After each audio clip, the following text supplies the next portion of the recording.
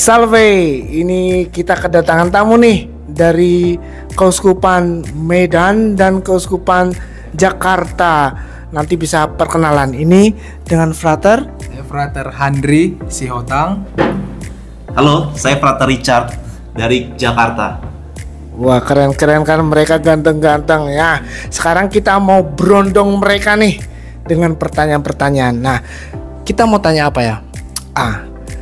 Apa sih kesulitan-kesulitan atau tantangan menjadi seorang Romo? Mereka ini masih frater ya. Mereka ini frater-frater. Nah, kita tanya tantangan mereka, kesulitan-kesulitan mereka untuk menjadi Romo itu apa? Kalau dari saya, tantangan menjadi seorang imam itu harus punya kebiasaan studi ya. Tantangan untuk bagaimana bisa belajar, tekun, lalu juga ya setiap hari demi hari belajar untuk mempersiapkan nanti ketika jadi Romo. Paling itu sih tantangan bagi saya tuh, tantangan hidup studi, belajar seperti itu. Kalau Frater Handri bagaimana? Oke, baik, terima kasih. Tadi Frater Richard berangkat dari eksternal ya, tahu kan. Sekarang dari internalnya. Benar yang dibilang Frater Richard, harus tekun kan, berarti nggak jauh-jauh sih, harus setia juga.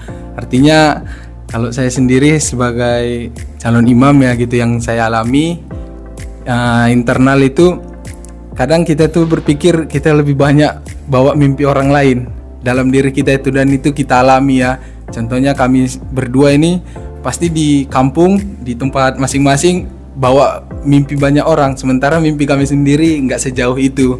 Itu untuk saya pribadi jadi beban, tapi karena pilihan sejak awal kami pun ada solusi lah begitu. Dalam pilihan itu ya tentunya setiap pilihan ada konsekuensi, dan kami sudah siap untuk menerima kesulitan itu. Maka dari jawaban kami untuk ya pada panggilan itu pelan-pelan bisa diatasi. Ya, kami mengenali motivasi awal kami mengingat kembali bahwa kami itu memang sejak awal ingin menjadi imam, dan itulah yang menguatkan kami untuk menghadapi tantangan itu. Cuy, mantap bener ya. Mereka ini kayaknya memang kuat, kita harus doakan. Nah, ada lagi pertanyaan nih, kita agak logis lagi. Kalau misalnya nih ya, frater-frater, misalnya nih ya, kalian kan masih muda nih, ganteng-ganteng, seger-seger gitu kan. Terus kalian ketemu anak-anak muda lain, apalagi teman-teman Anda yang pacaran, atau mungkin ada yang sudah menikah. Gimana perasaan Anda? Yuk, kita denger ya. Ya, ini pertanyaannya amat berkelas ya. Jawabnya juga ya, saya pribadi mengalami situasi ini sebagai ya manusia normal. Kita pasti melihat orang, katakan teman kita sendiri misalnya, ada yang pacaran, ada yang sering bersama setiap hari begitu ya, secara spontan ada rasa iri gitu kan. Mereka bahagia ya, kelihatannya kehidupan kalau ada yang perhatikan satu sama lain itu sangat indah gitu.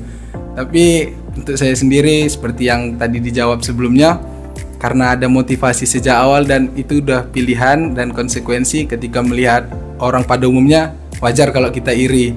Tapi di balik itu kita juga harus mampulah bertahan dalam situasi itu karena punya pilihan dari awal. Begitu dari saya. Kalau saya sama ya teman-teman. Maksudnya kadang kalau melihat muda-mudi, orang-orang muda gitu pacaran, ya kadang iri juga ngelihatnya gitu ya. Jadi kayak kok kayaknya enak gitu ngebayanginnya, ngelihatnya gitu. Situasinya kayaknya menyenangkan, asik gitu, seru dan yang lainnya gitu. Tapi karena memang saya sudah ingat dari awal gitu ya, bahwa panggilan saya itu akan seperti itu, tidak menikah, nggak pacaran tentunya juga. Maka karena komitmen di awal itu sudah mengatakan ya, maka hal-hal tersebut ya kasih guncangan kecil-kecil lah. Tetapi nggak sampai membuat saya tuh hilang arah gitu. Saya ingat akan komitmen saya. Dari kami sendiri ya, katakanlah ini refleksi yang lebih jauh, lebih mendalam. Pada akhirnya kami senang sih melihat teman-teman yang bisa hidup bersama, pacaran, katakanlah saling memahami satu sama lain. Untuk saya pribadi, saya senang melihat itu karena di antara mereka berdua itu mereka saling membantu untuk menjadi yang lebih baik. Dan harapannya mereka yang berpacaran belajarlah untuk setia, sama seperti para frater kan, kami juga belajar untuk setia dengan komitmen, maka kalian juga harus belajar setia dengan konsekuensi dan pilihan untuk bersama. Saya pun juga sama. Saya ya kalau ngeliat di media sosial, di Instagram, di Instastory teman-teman saya yang udah pacaran, udah mulai serius, apalagi beberapa sudah pada menikah, justru saya melihat mereka tuh bahagia gitu ya, senang, bersyukur, karena dengan itu pun saya juga belajar untuk setia seperti mereka yang mungkin dari awal ada masalah ketika pacaran, tetapi pada akhirnya mereka bisa memaafkan sesama mereka. Mereka punya komitmen sampai kepada jenjang pernikahan, sampai mengucapkan janji di depan altar.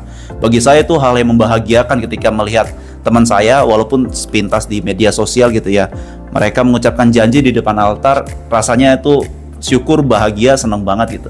Dan saya juga belajar dari mereka untuk belajar untuk setia pada akhirnya, seperti yang Frater Henry katakan tadi.